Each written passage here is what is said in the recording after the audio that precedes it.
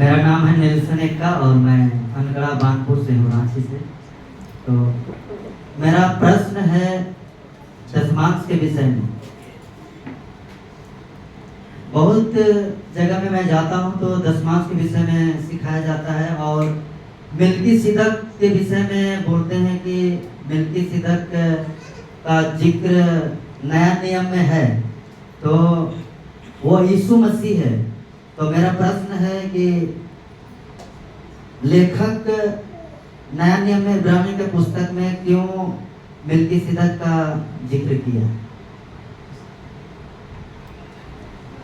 आपका प्रश्न दशमांश है या मेल्कीसेदक? मेल्कीसेदक के विषय में बताते हैं कि मेल्कीसेदक नया नियम में यीशु मसीह है। नहीं, वो ठीक है, लेकिन आपने शुरुआत किया दशमांश से, तो आपको क्या पूछना है? दशमांश से जो मेल्कीसेदक वहाँ पे लिखा है, मेल्कीसेदक के रीति पर जो दशमांश दिया जाता है, हाँ, तो उसी को लेकर के बोलते हैं। क्या प्रश्न है? वही तो पूछ। सर ये पूछ रहे हैं ना कि नया नियम में मेल्कीसेदक का जिक्र क्यों है? तो उसमें दशमांश का कनेक्शन था बेटा। जी अलग अलग हो गया।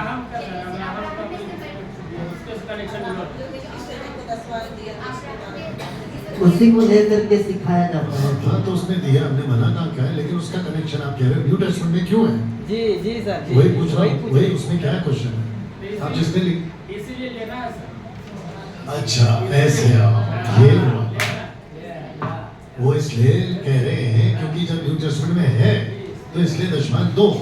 आप यही पूछना चाहते हो?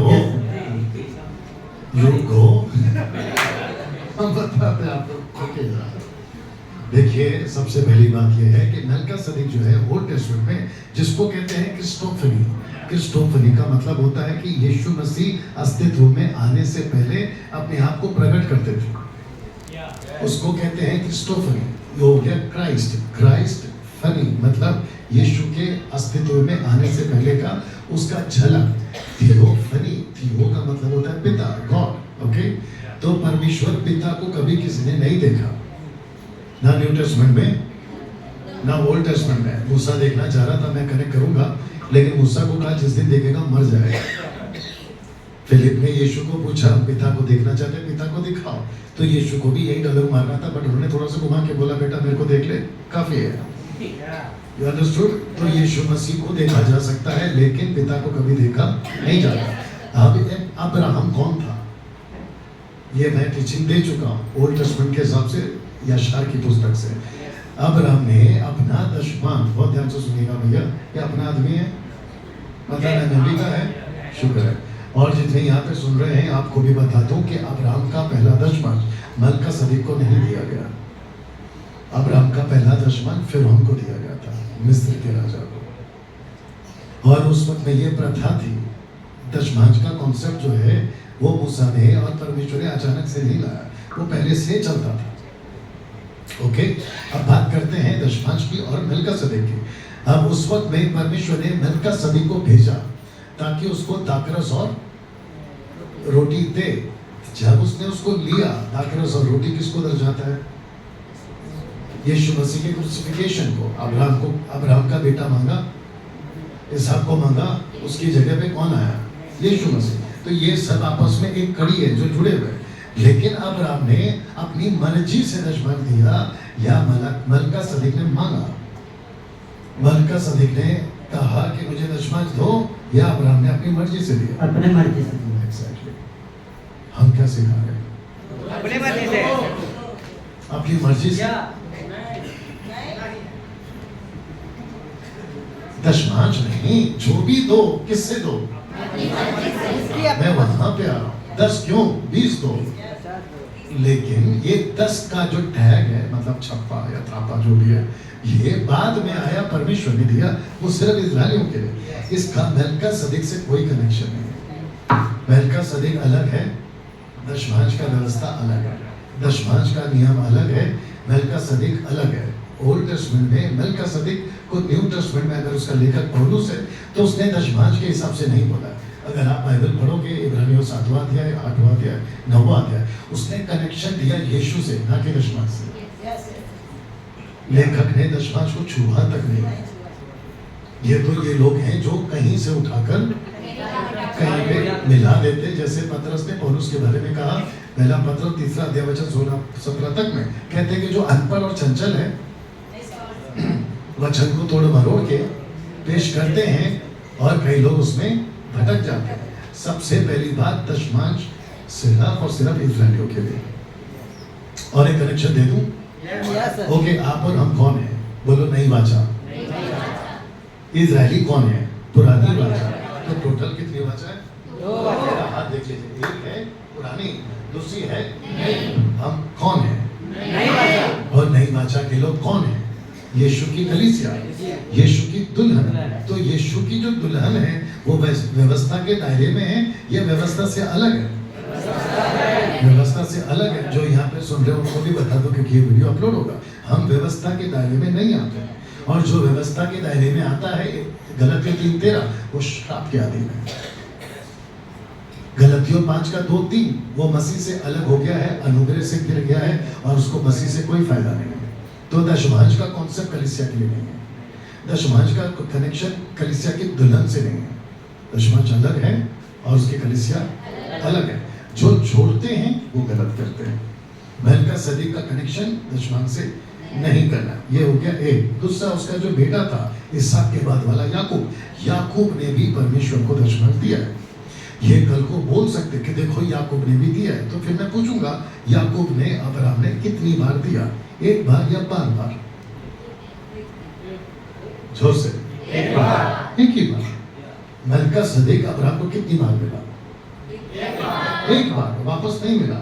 तो फिर एक काम करते हैं, इनके हिसाब से हम एक ही बार लाइफ में जैसे बपतिस्मा लेते हैं, 1 बार, ठीक है, यीशु को अपनाते हैं 1 बार, तो हम दशमांश जो है 1 बार लेके निपट जाते हैं। तो क्या इनको मंजूर है? ये क्या करते हैं? कहते हैं कि हर महीना चाहिए। अच्छा, उन पे ज्यादा नजर, थोड़ा साइड में, उन पे ज्यादा नजर होती है जिनकी तनख्वाह मोटी है। Right sir. 1 लाख रुपया अगर सैलरी है तो दशमांश हो गया 10,000। तो इसका मतलब है कि 10,000 रुपए का EMI सॉरी, वो फिक्स हो गया। जी सर। और उसको ऐसा बांध के रखते हैं, कैसे बांध के रखते हैं कि ब्रदर पिछले संडे आप आए नहीं, हमने आपको बहुत मिस किया। सही बात है। और वो जो 2 रुपया 1 रुपया देता है उसको पूछते तक नहीं है। कम ऑन, यस और नो? अच्छा, किसके घर पे ज्यादा जाते हैं ये पेटू सेवक? जिसके घर जिसके से पास में पैकेट ज्यादा आता जी है। सर। अच्छा, उसको बोलते भी हैं कि मैं रात को प्रार्थना कर रहा था, पता नहीं क्यों आपका चेहरा दिख रहा था। ऐसा मैंने कितना सुना है। वो एक बाबा था, पता है, समोसा खाते हो कौन सी चटनी के साथ? हरी वाली की लाल वाली? See? You understand? वैसे ही आजकल के बाबा लोग हैं। अच्छा, डैनियल भाई, ये आपको जवाब मिल गया तो आपको बिठा देता हूँ। मेलकिसेदेक का दशमांश से कोई कनेक्शन नहीं। दशमांश का नियम अलग है, मेलकिसेदेक अलग है, ठीक है? 1 मिनट फिर रुक जाओ, आप जब तक मेरी कुर्सी में बैठो। Pastor Daniel cancel. डैनियल भाई, क्या पास्टर को पैसा नहीं देना है? ये क्वेश्चन आ सकता है, और मैं इसके खिलाफ बिल्कुल नहीं। मैं तो चाहता हूं कि अगर आप पास्टर हैं, इनका जो चर्च अगर यहाँ बैठा है, आपके पास्टर को जितना ब्लेस कर सकते हैं, आपकी ताकत है, प्लीज करिए। उनका बर्थडे आता है, उनको गिफ्ट दीजिए।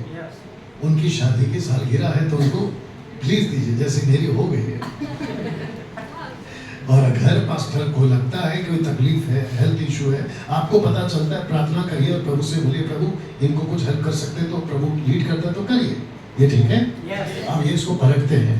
लेकिन अगर पास्टर कहता है कि जबरदस्ती मेरा आज बर्थडे है, गिफ्ट लेके आओ। मेरा हमारा फर्स्ट कॉन्फ्रेंस हुआ था मुंबई में, यस सर। और उस दिन क्या था? बर्थडे मेरा बर्थडे था 4 जनवरी। मैंने क्या अनाउंसमेंट किया? हम लोग को तो पता तक नहीं चला था सर। नहीं, मैंने अनाउंसमेंट क्या किया था? मेरे बर्थडे को लेकर गिफ्ट लाना है कि नहीं? नहीं सर, बोल रहे सर, पता ही नहीं चला था कहाँ से।